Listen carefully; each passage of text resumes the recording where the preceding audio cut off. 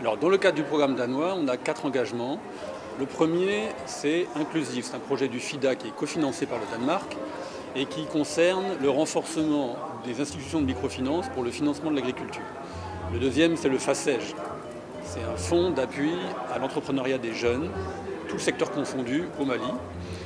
Le troisième, c'est un fonds de garantie pour les banques, pour justement débloquer leur capacité à apporter des crédits à l'économie.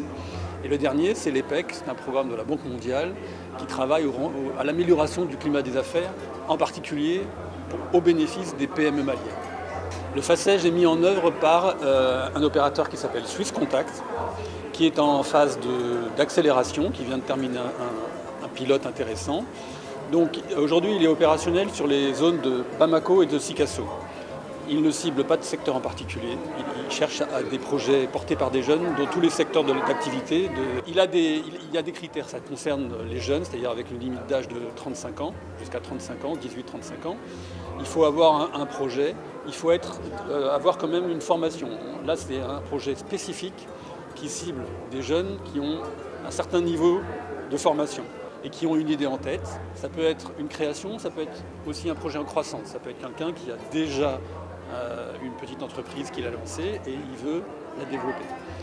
Donc pour les contacter, le mieux c'est de contacter Swisscontact en direct à Bamako, qui va réorienter les jeunes vers des facilitateurs. Ça peut être des incubateurs ou des bureaux d'études qui vont aider les jeunes à formuler et préciser leur projet pour monter ce qu'on appelle un business plan, donc, qui va être ensuite soumis à Swisscontact pour financement. Et dans un deuxième temps, si le projet est accepté, alors en fait le financement est un peu original. Le jeune va bénéficier d'abord d'un crédit qui est garanti par le FACEJ. Mais il devra prendre un crédit auprès d'une banque, la banque de son choix. Et dans un deuxième temps, s'il rembourse bien son crédit, il a une subvention du même montant.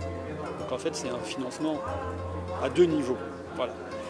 Et plus intéressant encore, il bénéficiera d'un accompagnement dans la durée, entre 12 et 18 mois, pour l'aider à mettre en œuvre, développer son activité. Et ça, c'est très intéressant parce que pour une fois, on a un suivi dans la durée, un appui technique sur le management, sur la gestion, sur les finances, qui permet aux jeunes de vraiment trouver son rythme de croisière et développer de manière concrète son activité. C'était la revue de mi-parcours de notre programme bilatéral avec le Mali qui se passe de 2017 à 2022. Alors c'est un programme d'1 milliard de couronnes, un peu plus, et là on a fait la revue de mi-parcours. Bon, globalement, je suis assez contente. Je pense que les programmes sont bien démarrés. Il y a quelques engagements qui ont démarré avec un peu de retard, mais globalement, les programmes avancent bien. On a une très très bonne collaboration avec nos partenaires, ce qui est une des choses les plus importantes. Alors là, je pense qu'on a bien démarré. Il nous reste quelques années avant le programme prend fin. Dans nos engagements, après la mise en œuvre qu'on a fait pendant 1 an ou 2 ans, il y a une expérience qu'on a gagnée et là il faut voir s'il y a des ajustements à faire. Et là, le FAMOC par exemple, qui est vraiment un fonds qui essaie d'appuyer la société civile émergente, les jeunes organisations. Et là, c'est clair qu'il faut voir si l'approche qu'on a mise, est-ce que c'est la bonne approche, est-ce qu'il faut un peu ajuster. Ça, c'est une des exercices, un des points clés dans un exercice comme on a fait aujourd'hui. Un dernier mot, ce qui est important pour le Danemark, qui est vraiment important pour moi aussi, c'est qu'avec nos fonds qui sont financés par les contribuables danois, qu'il y a des résultats sur le terrain. Qu'on arrive à faire quelque chose pour la population au Mali, qu'on arrive à lutter contre la pauvreté. Ça, c'est le plus important.